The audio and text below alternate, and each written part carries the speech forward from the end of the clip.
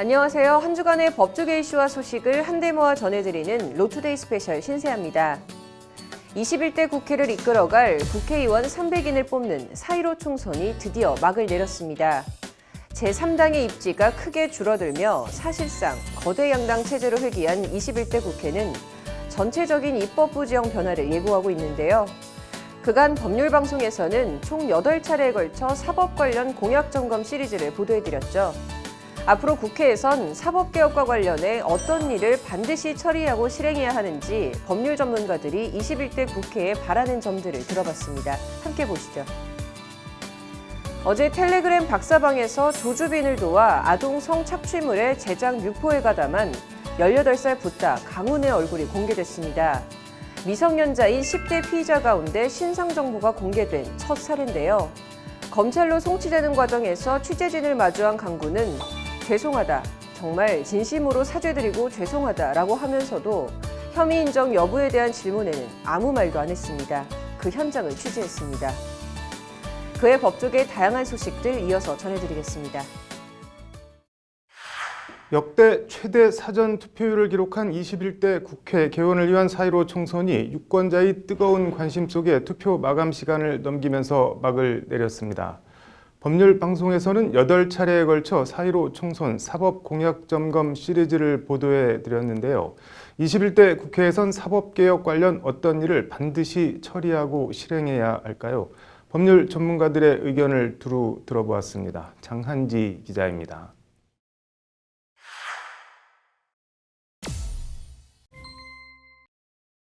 사법 관련 가장 뜨거운 이슈는 여야가 첨예하게 대립했던 고위공직자 비리수사처 공수처 설치 문제입니다. 더불어민주당은 총선 공약으로 공수처 출범을 기정사실화했고 미래통합당은 공수처 폐지를 공약으로 내걸었습니다. 전문가들은 공수처에 대한 소모적인 정치적 논쟁이 종식되려면 공수처의 독립성 확보가 무엇보다 중요하다고 입을 모아 지적합니다. 공수처는 정치적 사건을 맡을 수밖에 없는 정치적으로 가장 첨예한 사건을 맡는다면 그 공수처장의 임명과 공수처가 가지고 있는 권한은 어떻게 독립을 가져갈 것이냐는 굉장히 중요한 개혁 이슈가 되는 거고, 거꾸로 공수처 독립이 제도적으로 확보가 안 되면 공수처가 정권 친위대로 전락할 것이라는 야당 지적이 허무맹랑한 소리가 아니란 겁니다. 공수처도 다시 한번 생각을 해서 지금 공수처는 그 삼권 분립에도 어긋나고 그리고 한쪽으로 치우쳐서 검찰권의 공정한 행사를 방해할 수 있는 그런 조직이어서 아주 국민들이 관심을 많이 가지고 지켜봐야 되고요. 당장 일각에서 나오는 윤석열 검찰총장 가족 공수처 1호 수사 대상 같은 목소리들 자체가 공수처의 정치적 중립과 독립성을 의심케 하는 반증이라는 지적입니다. 1호가 이게 공수처가 정치적이라는 게 눈에 보이는 거거든. 이래서는 절대로 안 되거든. 정치권에서 공수처 이야기하는 순간 끝이야. 그러니까 정치권에서 이 이야기를 하는 순간 공수처는 정치적 사건을 맡아서 이끌어가는 하나의 수사처가 될 수밖에 없고, 따라서 공수처가 정권 친위대로 전락하는 것을 방지하려면 인사 등 제도적 독립성 확보와 함께 검찰과의 관계 설정 및 업무 조정을 어떻게 할지 구체적인 디테일 마련이 반드시 필요하다는 지적입니다. 공수처가 정말 제대로 독립적으로 활동하기 위해서는 인사권이라든가 디테일이 굉장히 필요하다는 거죠. 인사권에 대한 문제, 그다음에 수사에 대해서 어떻게 그 검찰과 공수처의 수사의 이전을 어떻게 가지고 올 것이며 그들의 어떤 기관 이기주의를 어떻게 해결할 것인지.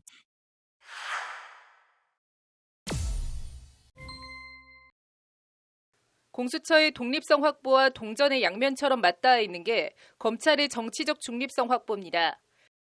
검찰의 정치적 중립은 너무나 중요하죠.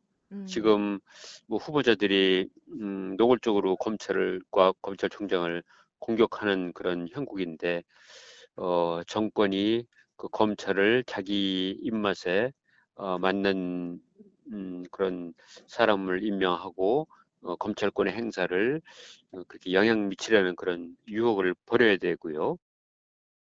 결국 검찰의 정치적 중립성 확보를 위해선 인사와 감찰 등 검찰에 대한 통제권을 행사하고 있는 법무부를 어떻게 통제할 것인가가 숙제입니다. 핵심은 뭐냐면 검찰과 법무부의 관계 설정이거든요. 네. 그러니까 오히려 지금은 법무부에 대한 민주적 상대죠. 네. 왜냐하면 검찰 권력이 상당 부분 법무부로 옮겨갔으니까 이제 법무부를 어떻게 통제할 것이냐, 이제 그게 문제가 되겠죠. 사실 어떻게 보면 검찰이 정치 권력이 아주 취약한 모습을 만들어 놨거든요. 네. 이제 그런 것들을 극복하기 위해서 뭐 무엇을 어떻게 바꿔야 될 것이냐, 그 논의를 해요. 구체적으로는 검찰 인사위원회와 감찰 등 권한을 법무부가 틀어쥐고 있는 게 아니라 시민사회에 개방할 필요가 있다는 목소리가 있습니다. 검찰 인사위원회라든지 검찰 감찰에 대한 것들을 전부 이제 그러니까 그 개방형으로 만들어야 되는 거죠. 지금 법무부가 모든 걸 다 장악하고 있거든요. 그래서 검찰 인사, 예산, 징계, 감찰 모든 것들을 그러니까 그 시민사회에 개방을 해야 될 필요가 있죠. 예, 법무부가 일괄적으로 다 해버리면은 정말 검찰은 정치 권력의 신유밖에 안 되는 거거든요.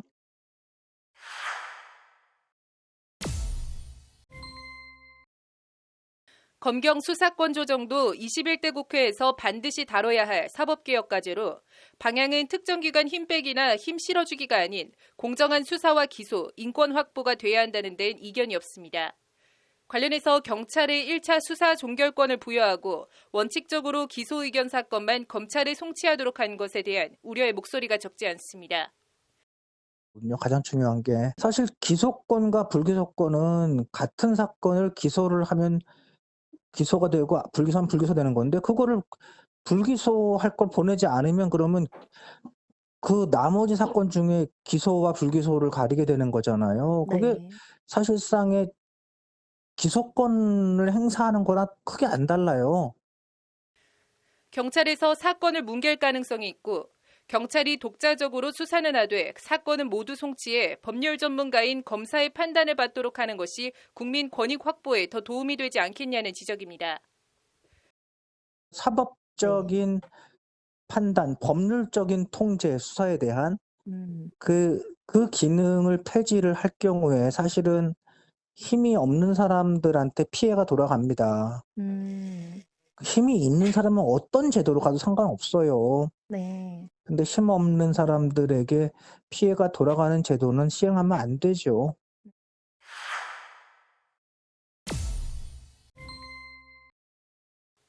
법원 개혁 관련해선 제왕적이라고까지 일컬어지는 대법원장 권한 분산이 화두입니다. 그 중심에 있는 게 법원 인사와 예산 등을 총괄하는 법원 행정처 폐지와 폐지된 법원 행정처의 기능을 어떤 기관이 어떤 방식으로 수행하게 하느냐입니다. 행정시급한 법원 행정처 개혁 문제는 그거는 그 뭐 법원 부분에서는 최우선적인 과제라고 봐야 되겠죠. 강론에선 법원도 조직인 이상 행정을 안 할 수는 없고 인사를 통한 법관 줄 세우기 등 제왕적 대법원장 권한에서 발생할 수 있는 부작용을 해소할 수 있도록 제도를 개선해야 한다는 데 큰 이견이 없습니다. 법원도 행정은 해야 되거든요. 법원이 행정을 안 할 수는 없어요. 그렇기 때문에 법원 행정처가 기존에 갖고 있던 무소무리에 어떻게 보면 검찰보다 더 정치화되어 있던 법원 행정에 그치는 것이 아니라 법원 정치화되는 그 법원 정치처가 문제가 되었다면 법원 행정처의 원래 모습으로 돌려내는 개선이 필요한 것이지. 사법농단 혐의로 양승태 전 대법원장이 구속되면서 흐지부지해진 상고법원 도입 등 대법원에 과도하게 쏠리고 있는 상고심 개선 방안도 21대 국회에서 반드시 논의되고 실행돼야 한다는 목소리가 높습니다. 지금 대법원 사건이 너무 많아서 좀 어떻게든 상고제도를 우리가 다시 그 재정비를 해야 되는데 그동안 그 양승태 원장이 추진하던 상고법원 그 자체가 사실 잘못된 건 아니거든요. 네. 과연 지금처럼 너무 많은 대법원 사건이 있고 어떤 것이 바람직한 상고제도냐 세 가지 선택지가 있죠. 네. 대법관 직원과 상고법원과 상고허가제도 셋 중에 어느 것이 바람직한지 그것을 좀 더 우리 공론을 모으고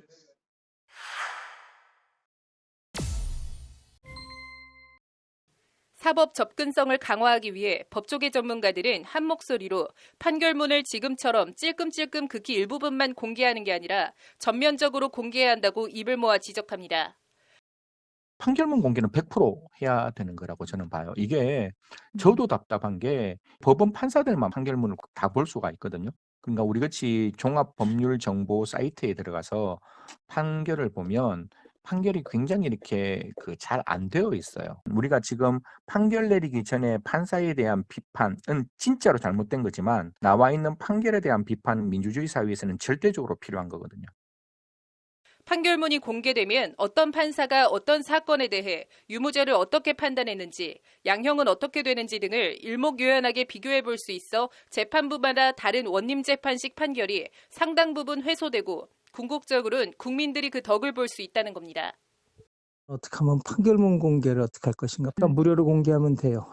곧 이제 제가 이제 경실련에서 총선 끝나면 이제 그거 치고 들어갈 텐데 대충 왜냐면 판결문이 공개되면은 이제 이들이 좀 자기 책임의식을 질 수밖에 없어요.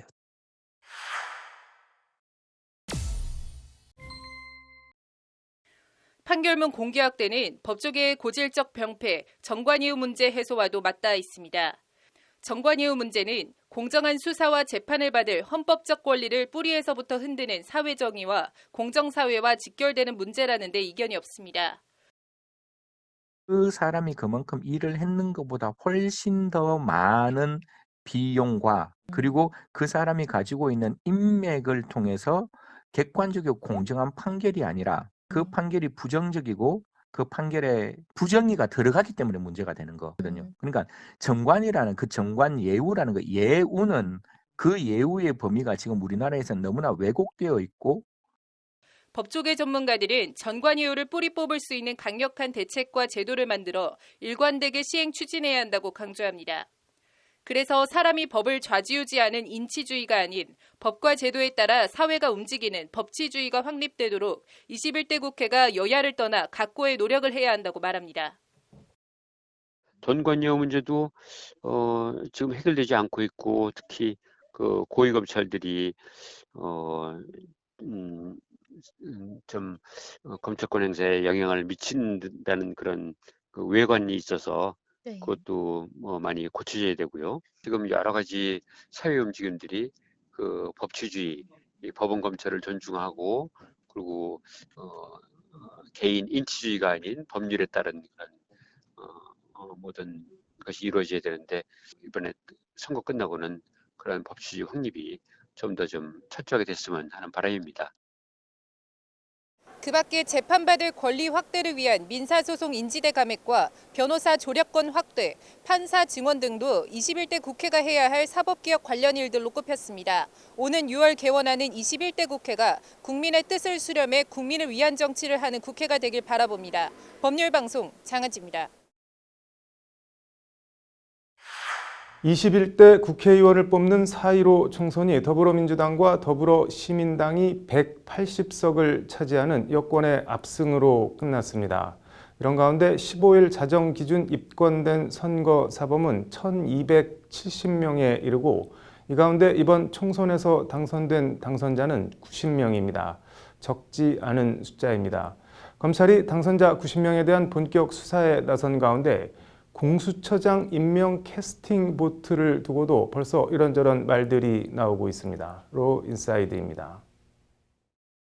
대검 공공수사부는 15일 자정 기준 입건된 선거사범 1,270명 가운데 이날까지 16명을 기소했다고 오늘 밝혔습니다. 기소된 16명 가운데 9명은 구속했습니다. 제20대 총선 선거사범 입건자 1,451명에 비하면 12.5% 줄어든 수치입니다. 코로나19로 오프라인 선거운동과 유권자와의 대면 접촉이 줄어든 영향으로 풀이됩니다. 범죄 유형별로는 흑색 선전사범이 467명, 36.8%로 가장 많았고 금품 수수사범 216명, 17%, 선거폭력 방해사범 81명, 6.4%, 여론조작사범 72명, 5.7% 순으로 나타났습니다. 수사 단서별로는 고소 고발이 1,134명, 인지 136명으로 고소고발 비율이 89.3%에 달합니다.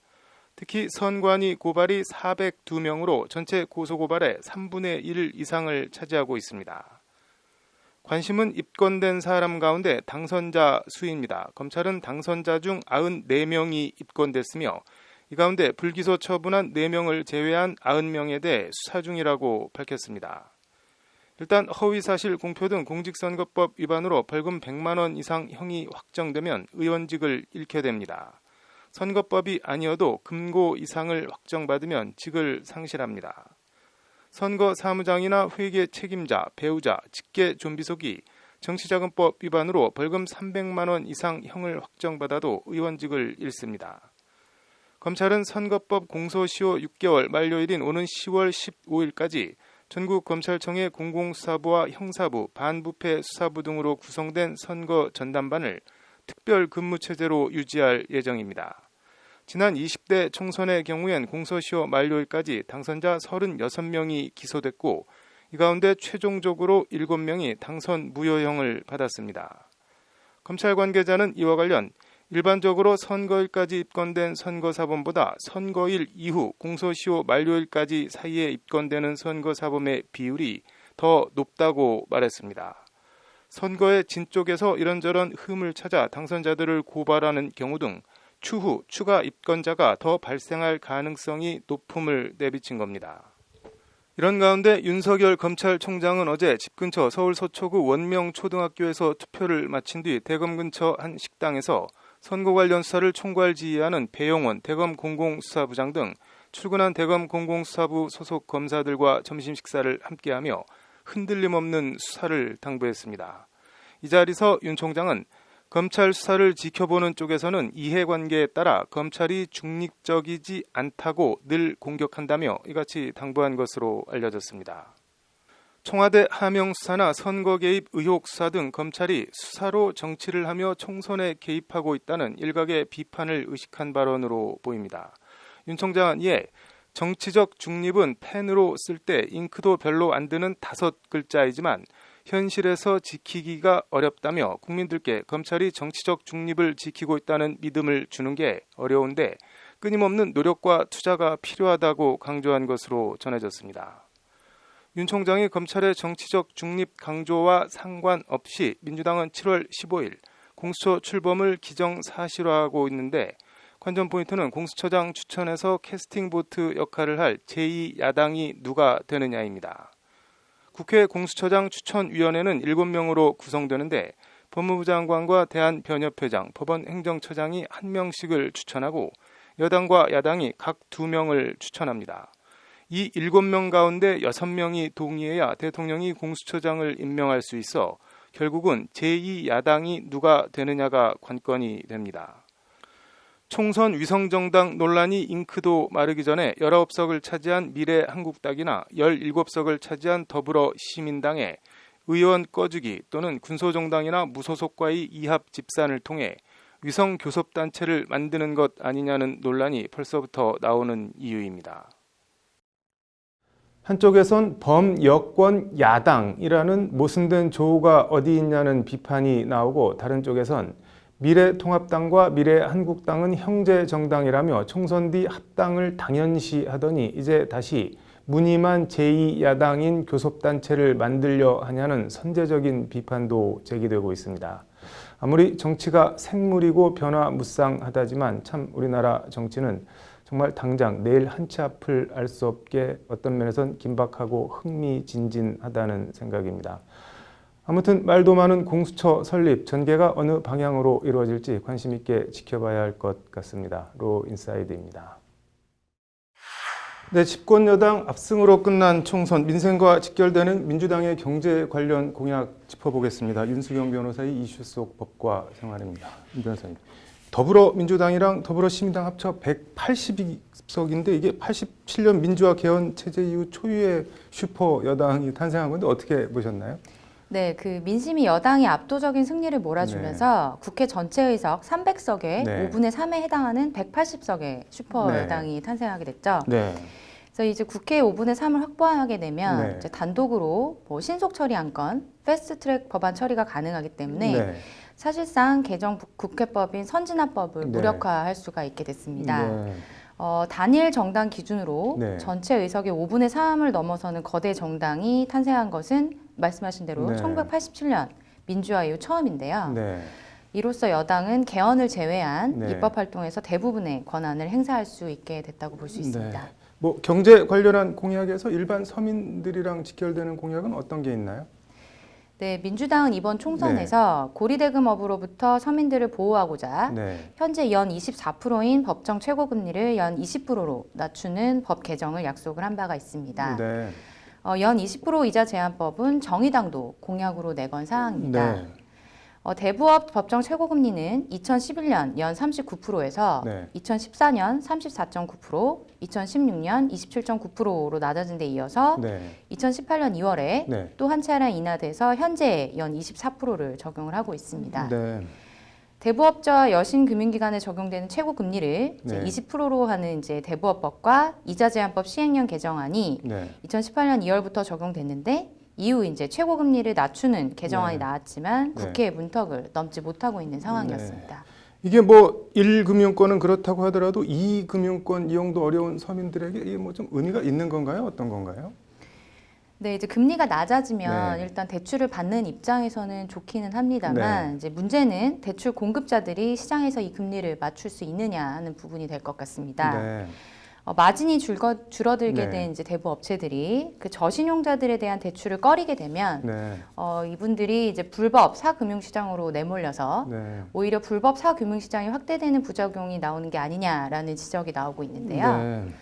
한 조사에 따르면 저신용자들의 70% 정도가 네. 최근 3년간 대부업에서 네. 대출을 거절당한 경험이 있다고 합니다. 네. 그리고 정책 자금 지원에도 불구하고 연간 19만 명이 사채 시장으로 이동을 하고 있다고 합니다. 네. 이렇게 대부업체로부터 대출이 거절되면 네. 불법 사금융을 이용하거나 개인의 부채가 가족이나 주변으로 전이되는 경우가 대부분입니다. 네. 그래서 이제 중저금리 소비자 금융 지원이나 네. 새로운 혁신적인 금융 상품들, 뭐 예컨대 P2P 대출 등 네. 이제 다양한 상품의 등장을 통해서 시장의 부작용이 최소화되면 좋을 것 같습니다. 뭐 경제 관련해서 눈에 띄는 다른 공약은 어떤 게 있나요? 네, 이번 이제 21대 국회에서 네. 금융 분야는 소비자 보호에 방점을 둔 공약 추진이 급물살을 탈 것으로 보입니다. 네. 작년에 대규모 소비자 피해를 야기했던 해외금리 연계 파생 결합 펀드 네. DLF라고 네. 했죠. 그 DLF 사태와 라인 펀드 사태, 이런 사태의 재발을 막기 위한 발빠른 움직임이 필요하다는 여론이 강했습니다. 네. 특히 여당은 소비자 집단 소송제와 징벌적 손해배상제 도입 등을 약속을 했는데요. 네. 이것이 현실화될 경우에 시장에 미치는 파장이 무척 클 것이라는 관측이 나오고 있습니다. 야당과 재계에서는 이런 두 제도가 자칫하면 이제 소비자 권익 보호라는 이제 선한 취지와는 달리 기업 활동을 크게 위축시킬 수도 있다라고 우려를 하고 있습니다. 네. 뭐 재벌 지배 구조나 경영 투명성 확보 관련해서도 공약들이 꽤 되는 것 같은데 어떤 것들이 있나요? 네, 그 민주당에서는 네. 기업 지배구조 개편과 관련해서 다중대표소송제 네. 입법화와 전자투표제, 집중투표제 의무화 등을 공약으로 제시했습니다. 네. 현행법상 모회사의 주주는 네. 모회사가 그룹 오너 일가가 최대 주주로 있는 자회사와 네. 일방적으로 불리한 조건으로 거래를 하는 등 회사에 손해를 끼친다고 하더라도 네. 모회사의 주주로서 자회사에 책임을 물을 수는 없게 되어 있습니다. 네. 별개의 법인이기 때문입니다. 네. 이제 이러한 것들을 견제하고 시정하기 위한 제도가 다중대표 소송 제도인데요. 네. 모회사의 주주가 자회사 네. 혹은 손자회사 임원들을 상대로 손해배상 소송을 할 수 있는 제도입니다. 네. 민주당은 이제 다중대표 소송제가 도입되면 일감 몰아주기와 같은 네. 그 재벌의 불공정 관행을 개선할 수 있을 것으로 기대하고 있습니다. 집중 투표제는 뭔가요? 네, 그 집중투표제는 네. 이사진을 선임할 때 한 주당 한 네. 표씩 그 의결권을 주는 그 방식과는 달리 네. 선임되는 이사의 수만큼 네. 의결권을 부여하는 제도입니다. 네. 예를 들어서 3명의 임원을 네. 뽑는 주주총회에서 네. 100주를 가지고 있는 주주가 3명에게 100주의 찬반 투표권을 나누어서 행사하는 네. 것이 아니라 나머지 2명에 대해서는 투표권을 포기하고 네. 1명에게 300표를 몰아줄 수 있는 방식입니다. 네. 이런 이제 집중투표제는 소수주주의 의결권을 강화시키는 매우 강력한 제도라고 할 수가 있겠습니다. 네. 그래서 실질적인 소수주주권이 강화되고 그에 따라서 기업의 네. 지배구조가 개선되는 데 기여할 수 있을 것으로 보고 있습니다. 그 밖에도 이제 민주당은 또 이제 증권거래세 단계적인 폐지 등도 공약으로 제시했습니다. 아무튼 민주당이 의석을 국민들이 몰아준 이유를 좀 잘 헤아려서 잘 했으면 좋겠네요. 오늘 잘 들었습니다.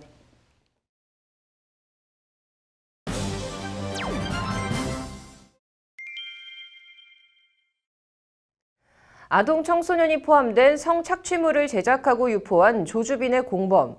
텔레그램에서 붓다라는 닉네임을 쓰는 만 18살 강훈의 얼굴이 오늘 공개됐습니다. 미성년자에 대한 범죄 피의자 신상정보 공개는 이번이 처음입니다. 성착취가 이뤄진 텔레그램 박사방 가해자들의 신상을 전부 공개해야 한다는 목소리가 커지고 있습니다. 장하지 기자입니다. 수감돼 있던 종로경찰서에서 포승줄에 묶여 고개를 푹 숙이고 나왔지만 한눈에 보기에도 앳돼 보이는 얼굴이 그대로 드러납니다. 텔레그램 박사방 성착취범 조주빈의 공범인 붓다 강훈입니다. 시종일관 고개를 푹 숙인 강훈은 피해자에게 정말 죄송하다고 말했습니다. 본인 때문에 피해 입은 분들께 한 말씀 해주시죠. 죄송합니다. 정말 진심으로 사죄드리고 죄송합니다. 강훈은 하지만 신상 공개가 부당하다고 생각하냐는 등 취재진의 질문에 아무런 답변을 하지 않았습니다. 혐의 인정하십니까? 미성년자로서는 처음으로 신상 공개 대상 됐는데 부당하다고 생각하십니까? 조주빈 지시받아서 움직인 거 맞습니까? 조주빈 측에서 시키는 대로 하신 거 맞나요? 강훈은 성착취가 이뤄진 박사방 참여자들을 모집 관리하고 입장료 명목으로 받은 암호화폐를 현금화해 범죄 수익금을 조주빈에 전달한 일종의 자금책 역할을 한 혐의를 받습니다. 서울지방경찰청은 앞서 어제 신상정보공개위원회를 열고 강훈의 이름과 나이, 얼굴을 공개하기로 했습니다. 경찰은 범죄 수법이 치밀하고 계획적이며 아동 청소년을 포함한 다수의 피해자에게 지속해서 심각한 피해를 야기하는 등 범죄가 중하다. 국민의 알 권리, 동종범죄의 재범 방지 및 범죄 예방 차원에서 공공의 이익에 부합한다고 신상정보 공개 결정 사유를 밝혔습니다. 국민들의 알 권리, 국민들이 이 사람을 알 필요가 있고 이 피의자 재범의 방지, 범죄 방 이런 사람들 얼굴을 알려서라도 이제 이런 동종류의 범죄가 일어나지 않게끔. 강훈은 2001년 5월생으로 올해 고등학교를 졸업한 미성년자입니다. 만 18살로 미성년자에 대한 신상정보 공개 처분이 내려진 건 강훈이 처음입니다. 강훈은 서울지방경찰청에 신상정보 공개 결정이 내려지자 서울행정법원에 신상공개 처분을 취소해달라는 집행정지 신청을 냈지만 법원은 이를 기각했습니다. 재판부는 공공의 정보에 관한 이익이 강군의 명예, 미성년자인 강군의 장래 등 사익에 비해 압도적으로 우월하므로 피해자인 강군의 신상을 공개할 필요성이 인정된다며 강훈의 신청을 기각했습니다. 강군의 행위, 그로 인한 피해자들의 극심한 피해, 그 행위에 대한 비난 가능성의 정도, 동일한 유형의 범행을 방지해야 할 사회적 필요성이 매우 기묘하다고 재판부는 강조했습니다. 재판부는 강군의 행위는 사회적으로 고도의 해악성을 가진 중대한 범죄에 대한 것일 뿐만 아니라 사회 문화적 측면에서 비범성을 가지는 것이라고 덧붙여 설명했습니다. 미성년자임을 다 감안해도 박사방에서 이뤄진 성착취 범죄 행위가 다른 모든 것을 압도할 만큼 죄질이 불량하고 중하다는 것이 경찰 신상정보공개위원회와 법원의 동일한 판단입니다. 충분한 증거도 있고 이런 거가 계속 발생할 수도 있고 다른 텔레그램 방에서도 그런 게 발생할 수 있으니까 범죄 예방의 필요성도 있고 굉장히 흉악할 뿐만 아니라 너무나 이게 인권을 유린하는 범죄이기 때문에 국민의 알 권리도 보장하는 차원에서. 관련해서 국회 국민동의 청원 게시판엔 N번방과 같은 미성년자 대상 성범죄자의 신상공개 요구에 관한 청원이 올라와 있습니다. 강제로 만들어낸 음란물을 유포해 금전적 이득을 취한 이들은 물론이고 방조하고 조롱하며 함께 2차 가해한 모든 참여자들의 신상을 공개해 엄벌해야 이런 끔찍한 성범죄 재발을 막을 수 있을 것이라는 게 청원 내용입니다. 국회 국민동의 청원 사이트엔 현재 텔레그램 N번방 관련해서 모두 16개의 청원이 올라와 있는데 내용은 디지털 성범죄에 대한 처벌과 신상공개 확대 및 강화로 대동소이합니다. 이 가운데 3건의 청원은 상임위 회부 충족 조건 10만 명 동참을 받아 소관위원회인 여성가족위원회와 관련 위원회인 법사위, 과학기술정보통신위원회, 행정안전위원회 등에 각각 회부된 상태입니다. 유료 회원 중에 이제 성폭력 범죄와 관련이 있든지 아니면 아동 청소년 음란물을 배포, 반포를 했든지 카메라 이용 촬영죄로 그 영상물을 그 SNS 같은데 이제 보냈든지 그렇게 되면 흔히들 말해서 이제 신상 공개가 되는 거예요. 박사방을 비롯한 N번방 사건에 가담한 전원의 신상을 공개해달라고 촉구하는 청와대 국민청원에는 현재까지 200만 명 이상이 참여한 상태입니다. 하지만 특정 범죄나 행위 가담자에 대한 일률적인 신상 정보 공개 부작용을 우려하는 목소리도 있습니다. 성폭력 처벌법은 범죄를 범했다고 의심할 만한 충분한 증거가 있는 때로 신상 공개를 엄격히 제한하고 있는데 일률적으로 신상을 공개했다가 나중에 무죄 판결을 받을 경우 그 피해를 어떻게 회복하냐는 겁니다. 일반적인 모든 이제 범죄자들을 다 그렇게 신상을 공개할 수 있는지는 이제 미국도 약간 논쟁이 되고 있죠. 피의자일 경우에 지금 공개한다는 게 이슈가 좀 될 소지가 있죠. 왜냐하면 무죄 추정의 원칙. 회복 불가능한 피해 가능성을 우려하는 일각의 우려에도 불구하고 여론은 아동 청소년 대상 성범죄에 대해선 처벌 수위는 물론 신상 정보 공개를 크게 확대 강화해야 한다는 목소리가 훨씬 많습니다. 공을 넘겨받은 국회가 특히 21대 국회 절대 의석을 차지한 더불어민주당이 어떤 입장과 결정을 내릴지 주목됩니다. 법률방송 장은지입니다. 네, 부탁 강훈 얘기 더 해보도록 하겠습니다. 이용 변호사의 뉴스업입니다. 이 변호사님 어서 오십시오. 안녕하세요. 네, 저희가 앞서 이제 전해드렸는데 이 박사방 공동 운영자 강훈의 얼굴과 이름이 국민들 앞에 공개가 됐습니다. 그런데 지금 이에 대해서 강군이 공개 반발을 했다고요? 네, 이제 자신의 신상 정보가 이제 어제 일자로 공개가 됐죠. 그러다 보니까 강훈 측에서는 이제 자신의 변호사인 그 강철구 변호사를 통해서 이제 행정소송을 제기를 하면서 아울러 집행정지 신청까지 했습니다. 다시 말해 행정소송의 내용은 뭐냐면 이제 본인에 대한 그런 신상 공개 결정은 위법하니까 취소해달라라는 이제 취소 소송을 제기했고요. 그다음에 이러한 취소 소송이 이제 진행되면서 사실 행정소송이라는 거는 한 최소 몇 개월 걸리니까 이 몇 개월 동안의 어떤 재판 이후에야 이런 신상 공개 결정이 위법한지 적법한지를 이제 따지면은 이미 뭐 공개가 다 이제 정보가 공개가 되는 것은 돼버리면 자신의 어떤 권리는 이미 침해가 된 것이다. 따라서 어떤 신상 공개 결정의 집행이나 어떤 그런 효력을 정지해달라라는 이제 집행정지 신청을 한 것이죠. 그런데 뭐 법원은 일단 그 집행정지 신청에 대해서는 기각을 해서 뭐 다들 아시는 것처럼 지금 신상 정보는 공개가 되어 있는 상황입니다. 네. 이 N번방 사건이 사회적 공분이 굉장히 커서 이 피의자 신상 공개를 좀 해달라라는 국민적 요구가 상당했는데요. 이 쏟아질 비판도 이제 감수를 하면서 이 지금 강훈 측이 어떤 근거를 들면서 이번 소송을 제기를 한 겁니까? 뭐 한마디로 이야기하면 이게 무죄 추정 원칙에 위반된다라는 이야기를 하고 있어요. 그래서 지금 특정 강력범죄처벌특례법의 이제 그 조문에도 보면 신상 정보 공개의 요건에서 이제 규정하고 있는 것이 어떤 유죄의 증거가 이제 충분히 수집되어 있을 것. 다시 말해서 피의자가 어떤 지금 이런 범죄를 범하였다고 의심할 만한 충분한 증거가 있을 것이라는 요청을 하고 있거든요. 그리고 실제로 강훈 같은 경우는 수사기관 이제 신상정보 이제 공개심의위원회에서 그러한 자료들을 쭉 봤을 거예요. 그리고 강훈이 이제 검거된 이후에 어떤 피의자 신문 조서나 이런 것들을 검토해봤을 때 이 사람이 진짜 범죄를 저지른 충분한 증거가 있다 이 정도면 이렇게 일단 1차적으로 판단을 한 것으로 보이고요. 물론 재판은 받아봐야지 최종적으로 유무죄는 이제 결정된다라는 것이고, 다만 이제 뭐 보호 절차가 없다 이런 부분은 좀 문제 삼을 수 있는 지점인 것 같긴 해요. 그래서 향후에 법원이 좀 어떤 식으로 판결을 할지는 저도 조금 한번 지켜볼 필요가 있다 이렇게 좀 보고 있습니다.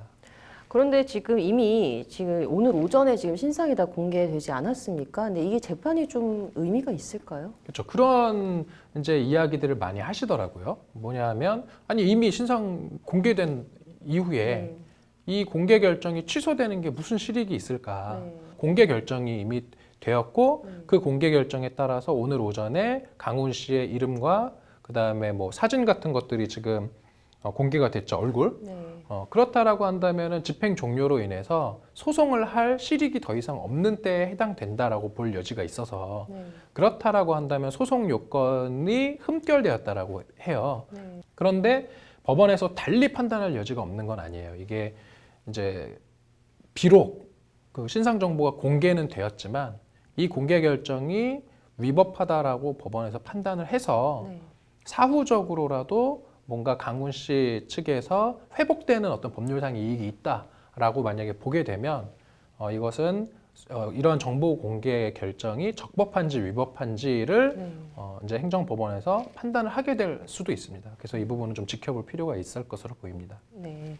그렇다면 좀 이제 진행될 소송 좀 어떻게 전망을 하시고 또 이번 강 씨 신상 공개 어떻게 생각하십니까? 네, 지금 말씀드린 것처럼 이제 이 소송의 법원의 판단이 필요한지 어떤 소의 이익이 있는지 부분이 이제 아마 가장 큰 쟁점이 될 것이고요. 만에 하나 법원이 이게 소의 이익이 없다라고 해서 각하를 하지 않고 뭔가 좀 한번 위법성 여부를 살펴봐야 되겠다라고 한다면 지금 조주빈 말고 이 강훈에 대한 신상 정보 공개 결정이 위법한지를 만약에 판단을 하면 그 부분이 좀 저도 궁금하긴 하거든요. 이게 이제 결국은 그거예요. 만약에 위법하다라고 판단을 하면 이거는 공개하면 안 됐어야 되는 어떤 케이스다라고 이제 보인다라는 건데 예를 들어서 뭐 그런 경우가 있을 수 있겠죠. 만약에 재판해 보니까 알고 보니까 강훈이 무죄다. 그러면 사실 이렇게 무죄인 사람의 정보를 공개해 놓은 것은 사실은 그 더 이상 정당화될 수는 어렵지 않겠습니까? 이러한 것들을 이제 봐서 법원이 지금 물론 그 이제 이미 공개는 결정되었지만 공개 결정이 위법한지 아닌지 판단을 할 여지도 있어서 이 부분 좀 지켜볼 필요가 있는 것 같고 저는 개인적으로 지금 이 정도의 어떤 증거, 언론에 나와 있는 증거들이라고 한다면 이러한 조주빈과 그 강훈 N번방의 어떤 그런 주범들의 범죄로 인한 피해자들의 어떤 인생은 너무나도 지금 심각하게 망가져 버렸지 않습니까? 그런 점, 다시 말해서 범행의 중대성을 고려한다면 이 정도는 공개가 돼야 되는 거 아닌가? 저는 개인적으로 그렇게 봅니다. 지금 뭐 공익이 우선인지 인권이 우선인지는 좀 법원의 판단을 좀 지켜봐야 알 것 같네요. 오늘 잘 들었습니다.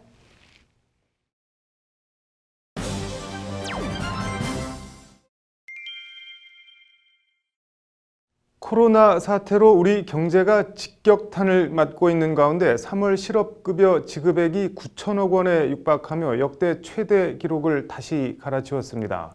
직장을 잃고 지난달에 실업급여를 신청한 신규 신청자만 15만 6천 명에 달하는데 자영업자나 소상공인들도 어렵긴 매 한 가지입니다.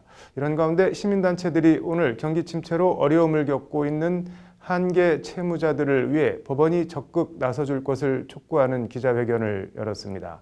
현장에 신세아 기자가 다녀왔습니다.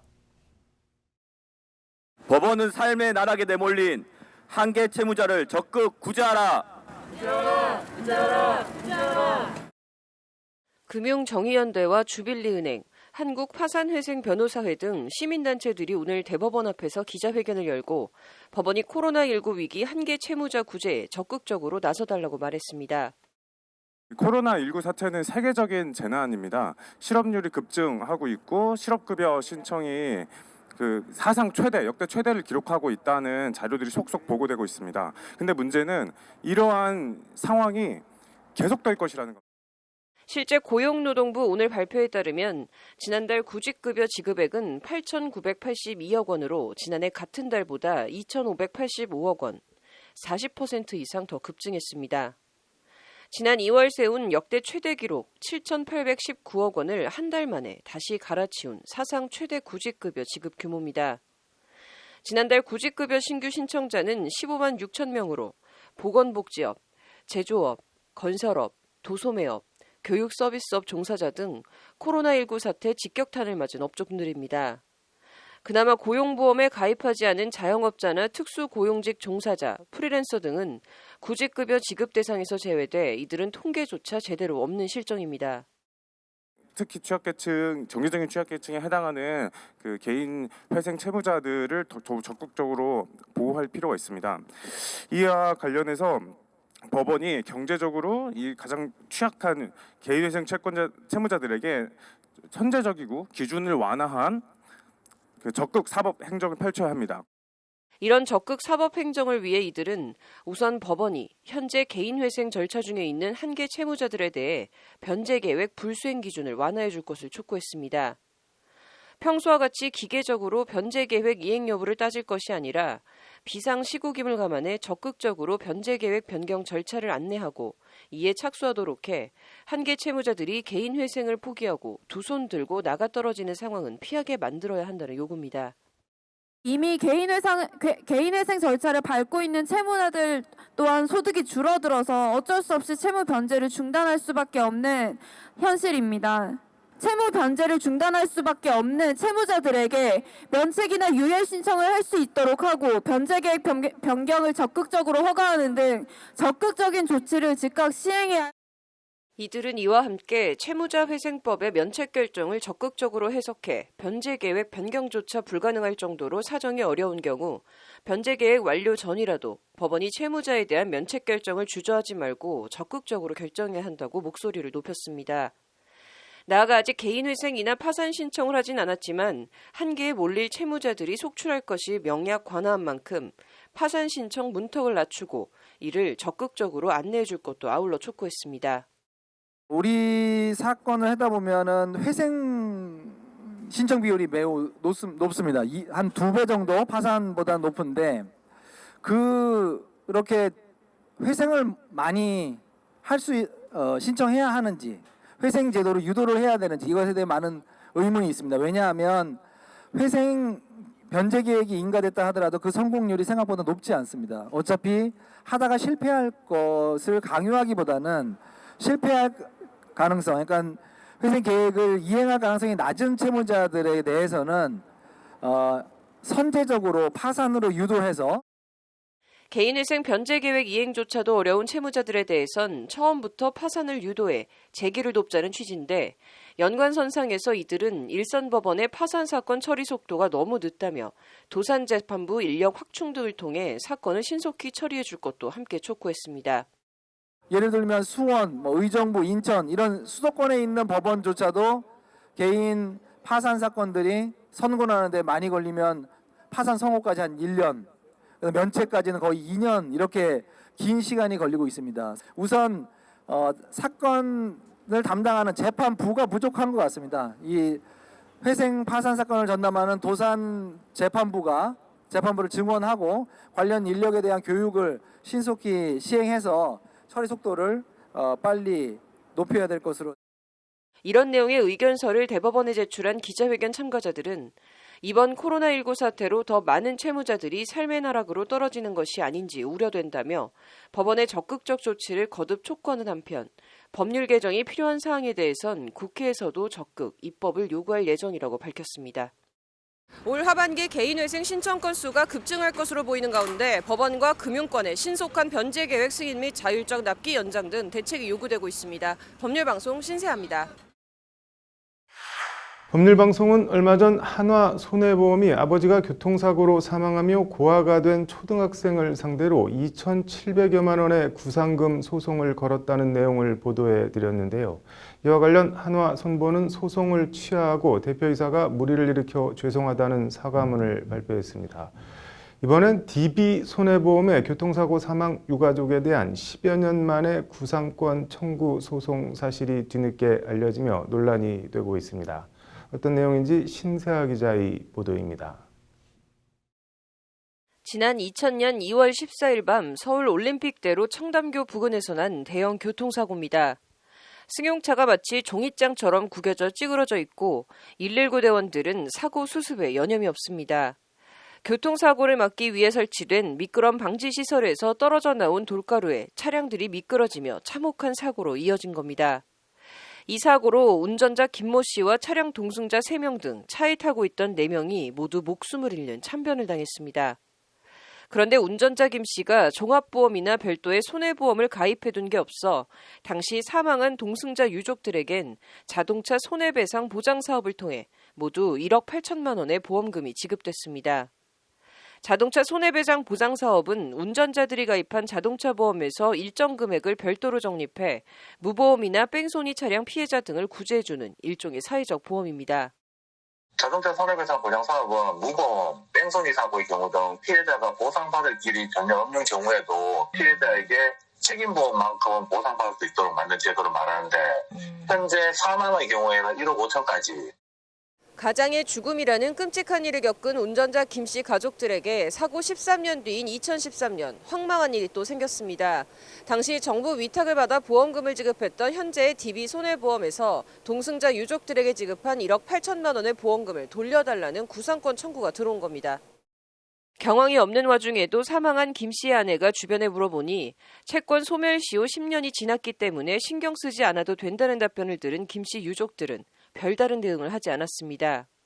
그런데 사건은 정식 재판으로 이어졌고 법원은 보험사 손을 들어줘 사망한 김 씨의 아내는 6천만 원, 세 딸은 4천만 원씩 1억 8천만 원 전부를 배상하고 변제하지 못할 경우 연 20%의 이자를 지급하라는 김 씨 모녀 입장에선 청천벽력 같은 판결을 내렸습니다. 현재 이들 네 모녀가 갚아야 할 금액은 4억 4천만 원으로 불어났고 이 같은 소식은 최근 유튜브 한문철 TV를 통해 알려졌습니다. 안녕하세요. 저희 가족은 엄마 그리고 딸 셋입니다. 제가 막내딸이에요. 제가 지금 25살이고요.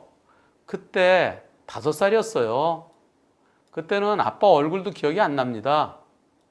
저는 행복한 생활을 할 수가 없습니다. 제1금융은 전부 막혔고 지금 빵빵보험사에서 압류를 걸어서 저희 가족이 신용불량자가 됐습니다.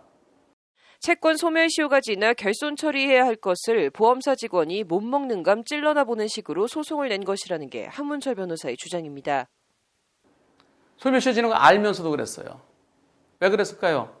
거기 성과급 직원들이 계약직이 또 오거나 또는 그 담당 직원이 또 그 회사 지금 다른 자기가 왔고 옛날 거 지나간 거 보니까 오 여기 돈 되는 거 있네. 일단 해볼까? 소송이나 한번 찔러나 볼까? 저는 이 사건은 결손 처분 됐어야 마땅한 거를 보험사 직원이 재주를 부린 거예요. 네, 혹시나 하고 한번 찔러본 거예요. 이 같은 주장에 대해 DB손해보험 관계자는 애초 돈을 받으려고 소송을 낸 게 아니라는 취지로 해명했습니다. 저희 DB손해보험 보험권이었으면 제가 임의 종결이 가능한데 이게 정부에서 위탁을 받은 거예요. 정부 보장사업이라고 해가지고 무보험 차량이었기 때문에 그러니까 정부 돈을 우리가 위탁받아서 쓴 거기 때문에 그걸 종결을 지기 위해서는 무슨 법적 근거를 남겨놔야 되거든요. 그 절차상 이제 진행을 한 거였거든요. 이 관계자는 그러면서 자신들도 승소할 줄은 몰랐다며 유족들에게 돈을 받아내기 위한 소송이 아니었다고 거듭 강조했습니다. 13년 있다가 소송한 게 돈을 받으려고 저희가 한 게 아니라 저희가 사건 종결을 하려고 이제 한 거예요. 당연히 소멸시효가 지났기 때문에 그 소멸시효가 지나서 저희가 이제 진행을 하면 이제 패소를 하고 그걸로 이제 사건을 종결을 하려고 한 거였는데 상대방 쪽이 이제 대응을 안 했고 그러면서 저희가 의외로 승소하게 된 거죠. 하지만 이 같은 해명에도 불구하고 법조계에선 설득력이 떨어진다는 지적이 많습니다. 애초 패소를 염두에 두고 소송을 낸 거라면 재판에서 소멸시효 관련 사실을 밝혔으면 되는데 그렇게 했는지 의문이라는 겁니다. 소멸시효 같은 경우는 시효가 지났다고 해서 재판장이 임의로 판단하는 직권조사 사항이 아니라 당사자가 주장을 해야 판단을 해주는 항변 사항이거든요. 그렇기 때문에 만약에 재판에서 소멸시효가 이미 완성되었다 단 한마디만 했으면 유족들이 쉽게 승소를 했을 것인데요. 결국 법률 지식이 떨어지거나 없는 사회적 약자를 상대로 DB손해보험이 요행을 바라는 꼼수 소송을 내 교통사고 유가족 피해자들을 2번 울리고 있다는 비판입니다. 소멸시효도 훨씬 도가 됐는데도 법률 지식이 상당히 많은 보험사가 소송을 제기했다는 것은 요행을 노리는 꼼수에 불과합니다. 여기에 유족들이 안타깝게 대응을 못해가지고 이런 결과가 발생한 것 같은데요. 이런 행위는 보통 악덕 추심업체에서 하는 경우는 종종 있는데 공익성을 띈 보험회사가 있다는 것은 저로서도 믿기지 않습니다. DB손해보험 측은 해당 유가족에 대해 가지고 있는 보험금 지급 구상금 채권을 탕감할지 여부에 대해선 명확한 입장을 밝히지 않고 있습니다. 법률방송 신세아입니다. 회사의 부당 노동 행위에 반발해 노조원들이 사내 도로에 페인트로 X새끼, 구속 등 회사 대표를 비방하는 글을 썼습니다. 도로를 훼손한 특수 재물 손괴와 모욕 혐의로 재판에 넘겨졌는데 대법원 판결이 오늘 나왔습니다. 판결로 보는 세상입니다. 이모 씨 등 유성기업 노동자 25명은 지난 2014년 10월 정문 입구 등 회사 내 도로에 페인트와 스프레이 등을 이용해 대표와 부사장을 모욕하고 비방하는 글을 써 도로를 망가뜨린 혐의 등으로 재판에 넘겨졌습니다. 이 씨 등은 재판에서 도로 통행에 아무런 문제가 없었고 원상 회복하는 데 큰 비용과 시간이 소요되지도 않았다며 재물 손괴 등 혐의에 대해 무죄를 주장했습니다. 1심 재판부는 하지만 정당한 쟁의 행위의 일환으로 보기 어렵다며 재물 손괴를 유죄로 판단해 이 씨 등 16명에게 벌금 200만 원을, 강모 씨 등 9명에겐 벌금 300만 원을 각각 선고했습니다. 피고인들의 행위로 인해 유성기업 공장 내부의 미관이 훼손된 점, 유성기업이 외부 업체에 복구를 부탁해 90만 원 상당의 수리비가 든 점을 종합해보면 손괴죄에 해당한다는 것이 1심 재판부 판단입니다. 2심 역시 회사 내 도로는 물리적인 통행에 편의를 제공하는 용도로서는 물론이고 쾌적한 근로 환경을 유지하고 회사의 좋은 인상을 위해 미적인 효용을 갖추는 것도 중요하다며 재물손괴 유죄 1심 판단을 유지했습니다. 대법원은 하지만 오늘 재물손괴에 대해서 유죄를 선고한 원심 판결을 깨고 사건을 무죄 취지로 대전지법으로 돌려보냈습니다. 산업 현장에 위치한 도로의 주된 용도와 기능은 사람과 자동차 등이 통행하는 데 있고 미관은 그다지 중요한 작용을 하지 않는다. 페인트 등으로 문구를 기재한 행위는 도로의 효용을 해치는 정도에 이른 것이라고 볼 수 없다는 것이 대법원 판시입니다. 대법원은 또 모욕죄에 대해서도 해당 표현이 피해자의 사회적 평가를 저하할 만한 모욕적 언사에 해당하지 않는다며 무죄를 선고한 1, 2심을 확정했습니다. 오늘 재물손괴 무죄 판결을 내린 대법원 1부 주심 김선수 대법관은 사시 합격 이후 줄곧 노동과 인권 문제에 천착해온 노동인권 변호사 출신 대법관입니다. 이번 일이 벌어진 유성기업은 노동계에선 이른바 노조 깨기 공작 등으로 악명 높은 기업으로 극심한 노사 갈등을 겪은 곳입니다. 스프레이 경영진 비방 문구는 그 와중 벌어진 일입니다. 소액이지만 원상복구 비용이 든 점과 문구 내용에 동조하지 않는 직원들에게 불쾌감이나 차량 운전자 주의를 분산시켜 통행 안전에 지장을 줄 가능성 등을 감안해 도로 효용을 침해한 점이 인정된다는 1, 2심 판결과 그 정도로는 도로 효용이 침해됐다고 볼 수 없다는 대법원 판결. 위에 열거한 점들을 다 감안하고 본다면 시청자들께서는 어느 쪽이 더 합리적이고 맞다고 생각하실지 궁금합니다. 판결로 보는 세상입니다. 자신이 기소된 줄도 모르는 피고인이 1, 2심에서 잇따라 유죄를 선고받는 피고인 입장에서 보면 황당한 재판이 열렸습니다. 판결로 보는 세상입니다. 일용 노동자 최모 씨는 지난 2016년 4월 밤 10시쯤 경기도 수원의 한 호프집에서 술값을 두고 사장과 실랑이를 벌이다 사장을 바닥에 패대기 치는 등 폭행을 했다고 합니다. 최 씨는 또 신고를 받고 출동한 경찰관을 향해서도 욕을 하고 멱살을 잡고 흔들며 얼굴까지 때렸다고 합니다. 결국 최 씨는 폭행과 공무집행 방해 등 혐의로 기소됐는데 재판 과정에서 문제가 불거졌습니다. 일용 노동자였던 최 씨의 주거지가 일정치 않아 소환장 등 법원이 보낸 소송 서류가 최 씨에게 전달되지 않은 것입니다. 이에 1심 재판부는 공시 송달 방법으로 공소장 2번과 소환장을 송달하고 최 씨가 재판에 나오지 않은 상태에서 재판을 진행해 징역 8개월에 집행유예 2년을 선고했습니다. 공시 송달은 쉽게 말해 피고인의 소재가 불분명해 소송 서류를 전달할 수 없을 경우 최후의 방법으로 법원 게시판에 소장과 소환장을 게시하는 것으로 송달을 대신하는 것을 말합니다. 이와 관련 소송 촉진 등에 관한 특례법 제23조 제1심 공판의 특례 조항은 피고인에 대한 송달 불능 보고서가 접수된 때부터 6개월이 지나도록 피고인의 소재를 확인할 수 없는 경우에는 피고인의 진술 없이 재판할 수 있다고 규정하고 있습니다. 다만 사형, 무기 또는 장기 10년이 넘는 징역이나 금고에 해당하는 사건의 경우에는 피고인 출석 없이 재판을 진행할 수 없도록 하고 있습니다. 검찰은 형량이 낮다며 항소했는데 1심에 이어 2심도 공시송달 방법으로 소환장을 송달하고 최 씨가 불출석한 상태에서 검사 항소를 기각하고 1심 집행유예 판결을 유지했습니다. 우연한 계기에 자신이 공무집행방해 혐의 등에 대해 징역형 집행유예를 선고받았다는 사실을 알게 된 최 씨는 법원에 재판을 다시 받을 수 있도록 상고권을 회복해달라는 청구를 했습니다. 대법원은 최 씨가 책임을 질 수 없는 사유로 상고기간 내 상고를 하지 못했다며 재판을 다시 하라고 사건을 수원지법으로 돌려보냈다고 오늘 밝혔습니다. 피고인의 규책 사유 없이 1, 2심 공판 절차에 출석할 수 없었다. 이는 형사소송법이 상고 이유로 정한 재심 청구의 사유가 있는 때에 해당한다는 것이 대법원 판시입니다. 혹시라도 사기 같은 범죄를 저지르고 일단 잠적해서 소장과 소환장을 안 받으면 처벌이나 손해배상을 피해갈 수 있겠다 착각하면 안 될 것 같습니다. 대법원 판결 취지는 절차상 하자가 있으니 재판을 다시 하라는 것이지 무죄 취지로 파기환송한 게 아니기 때문입니다.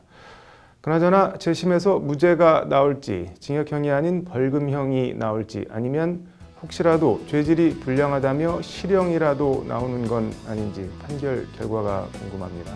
판결로 보는 세상입니다.